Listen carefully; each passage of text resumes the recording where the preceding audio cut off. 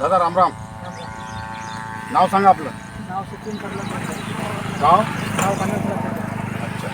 हे आपण जी भेंडी लावलेली आहे, भेंडीवर आपण त्या दिवशी सोलगाड आणि RP-76ची ड्रिचिंग केली. हो, तेव्हापासून तुम्हाला उत्पन्न कसं वाटते? उत्पन्न चांगलं वाटते.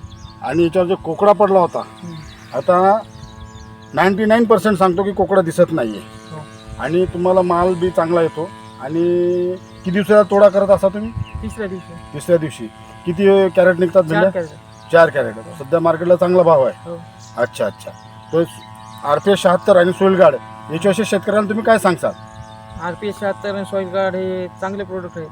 आणि शेतकऱ्यांनी यूज करा असं हो. सजेशन करा. हो. म्हणजे जेणेकरून की तुमचे जे आपलं वांगे पण चांगले आलेले आहेत. हो. आणि आपलं दोडक्यावर पण आपण ड्रिचिंग केली होती, ते पण चांगलं आहे. हो. आणि तुमचं ह्या प्लांट आहे, भेंडीचा प्लांट, सापळे हे वगैरे आपण एक नंबर केलं. आणि धन्यवाद देतो मी धन्वंतरीचे, की कारण की आमच्या टोंचर भाऊला एक नंबर रिझल्ट आला. धन्यवाद. थँक्यू.